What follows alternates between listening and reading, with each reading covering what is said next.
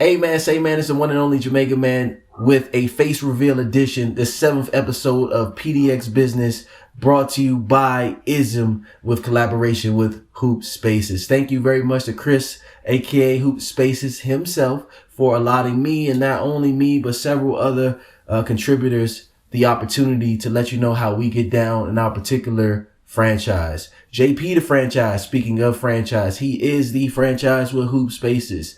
He is the reason why you get these episodes in the way that you do, including his own. He started his own channel for Boston. Check him out, JP Franchise 57 on Twitter, and they'll direct you right to his own personal Boston network. Thank you both. Salute to you both for allowing me to get down to business. So, let's do that. We are strictly X's and O's organization. If it's not on paper, if you can't prove it to us with the coaching board, or if you can't show us in the film session, we really aren't fond to wanting to talk about it, right? So it's foreign when we hear outside of Portland these narratives from Dame that started from him illustrating that he doesn't really respect guys that run away from the franchise that draft them, especially if it's a good situation, to then go pursue an idea and validation of a populace in receiving a ring. Because as Spencer Dinwiddie spoke to recently this week in pod, you could get a ring and that could define your legacy or not. It's really about how you tell that story and how people receive that story. So salute to Spencer for making that evident. Doesn't change the fact that we as a franchise have invested in this gentleman by the name of Damian Lillard since 2012. And he's returned on his investment, not only financially, but he is the heart and soul of the team. As Joel Embiid has recently said when it comes against his allegations of not really wanting to pursue this identity of being a superstar that wants an MVP, if you will. Shout out to Joel Embiid. Usually I don't give credit where credit is due outside of Portland, but he's right. Like, it's more to winning a championship than actually receiving the ring. The story that goes into the winning the ring is what makes it matter most. And I like players being able to hold the fanatics accountable and the purists, if you will, that want to feed a storyline because they're thinking about feeding their families besides the purism of the game. So they have to sell a storyline. It's like, bro, you're getting ahead of yourself. We enjoy what we've been able to experience because no one expected us to get this far. Whether that's Dame at 71 this season or the Western Conference Finals with CJ and Dame. That's why CJ said to Jody, we tried. And we got to be okay with that happening in that way. Because it's only one champion every single year. And to return to that space is always difficult. But like Joe said, do you want a team that's always in the lottery? Or do you want a competitive team because you're closer to a championship competing than you are always feeling like, well, if we don't have a championship team, blow it up and let's go through the draft. It's not one end-all be-all solution to receiving your own personal glory of winning that ring. Now, we get ahead of ourselves of big markets being able to do that like Los Angeles Lakers, but the Clippers didn't do that. The New York Knicks are building a team brick by brick because they have no choice. They can't attract certain free agents there. But that doesn't mean going forward that you can't. And that's the same thing for us too, if you will. But we're not going to feed into hypothetically a storyline. Well, Joel Embiid is saying the same thing as Damian Lillard. Maybe they could team up. That's not what we're saying. If it works out like that, we honor the contract that he has in Philly. And if something works in the future, so be it. But that has nothing to do with him being on the floor as a Portland Trailblazer. But LaMarcus Aldridge was, for example. And although I've had my issue with knowing that you were going to leave in 2011 because you were canceling all of your local contracts, I honor you as being one of the top 5 best power forwards we've ever had, that I've ever known as a Portland Trailblazers. And the reason why we're in this position is because we didn't have you.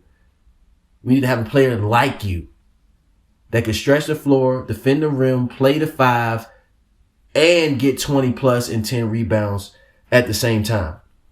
For not just one season, the duration of your time in Portland. And we got a steal. We drafted Tyrese Thomas and finessed Chicago to give us you. And although things played out the way that it did, we honor you here in Portland because as far as X's and O's is concerned, it wasn't too many power forwards better than you in your prime. Be well. Come through. Check us out. You know, you have so many places that honor you. Not just us. The University of Texas and San Antonio. Potentially Brooklyn. But you are a player's player, if you will. And we appreciate you even being able to come back from the health scare that you had to finish your way. So salute. Salute. Salute. Nevertheless, right? Going back to the narratives and always having to fight against the narratives and knowing that Portland is easy for us to see because we don't even talk about narratives. We dispel narratives. All of us are annoyed, from Blazers Argentino, Locked On Blazers, Blazers Uprise, and here. We are tired of you all trying to put us in a narrative because we have a very good player. Don't forget, we developed that player. He is what he's allowed to be because his ability plus our curation brings about the 71-point game that he had this year in this new NBA, where I'm really not sold on it.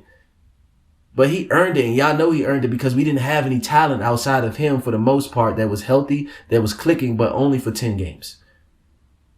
You see how I said that? It's a narrative that you all want to paint, but we completed the narrative by using X's and O's. And I literally showed you how it worked. So go back and check that episode. I compared the 71-point game to Donovan's 71-point game.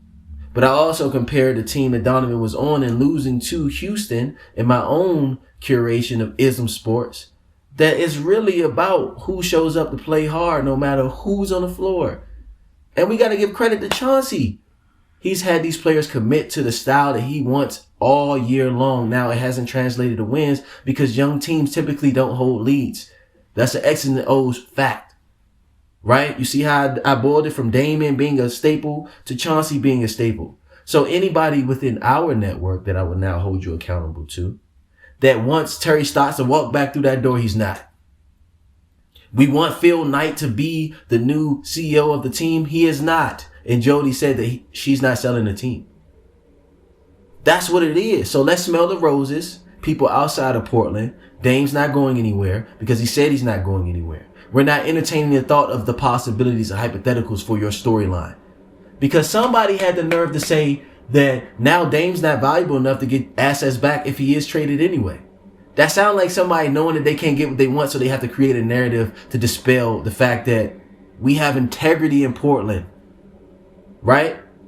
Or we're going to forget, for example, that Jody did an investigation on Neil and realized that he was doing things that he shouldn't have to staff in a franchise, that we don't even tolerate that type of energy. There is no egos here. There's a position and you play it. And we played our position way out the playoffs, but we also played our position in the number 5 as the 5th best possibility of getting the number 1 overall pick. And one thing y'all can't say, whether it was Sam or Greg, we make do with what we have. And with Greg Oden, wasn't that he was not good. He was dominant, one of the most dominant bigs at that time. And Sam was serviceable with the time he had left on his legs. So was Greg. Greg didn't start getting injured until he got to the NBA.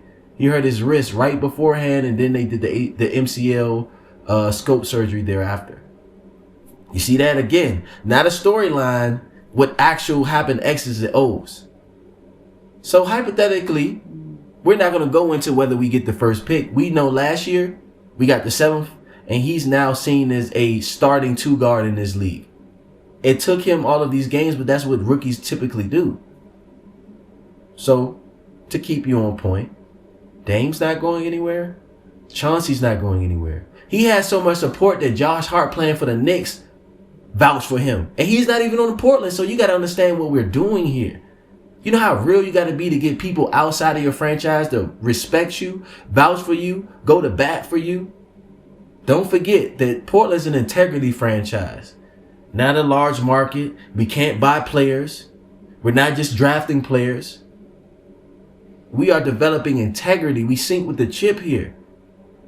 So anybody that's now saying that, well, Dame isn't valuable, or Dame's running from the grind, how you going to use his slogan against him because he don't want you? He doesn't want to do what you want him to do.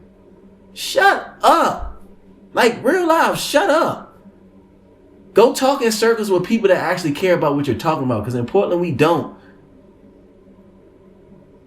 I will say, my man Eric and Blazers Uprise, he did have a point. Maybe we developing our young core to repeat in Summer League. And if that's the case, that's what it is. But we the champs of Summer League. We can't become the champs anywhere else until we develop our young core. That's just what it is. And it's coming along. We're going to have to make some changes. I talked about that. We'll see what Jody allows for Joe Cronin to do. Speaking of Joe Cronin, salute to you. Because you made decisions and you made them firmly. We didn't have that with the last person. But what we did have was the ability to make first round picks work for us. So it's pros and cons of every decision that anybody makes.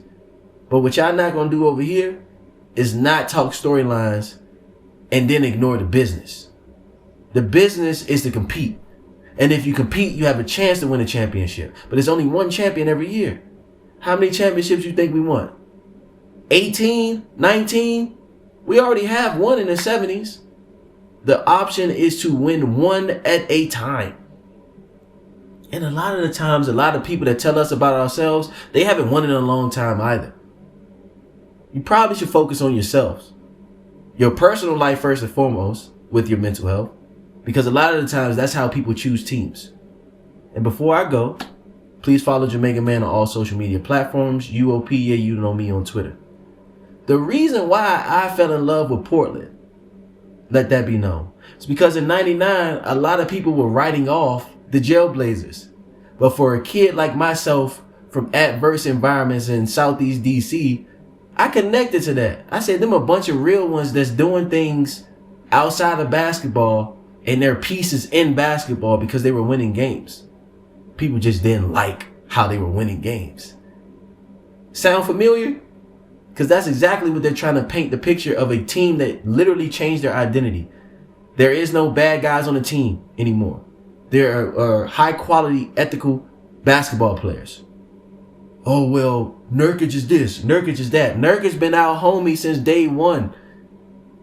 And he been holding it down. He broke his leg and came back and still is a very efficient big in this league. Put some respect on his name, bro. Stop playing with the Bosnian beast. That's right. You don't have to worry about it because he's not on your team. I digress there. So as always, just remember, regardless of how you feel about what we're doing, it's in you to figure out what you should care about.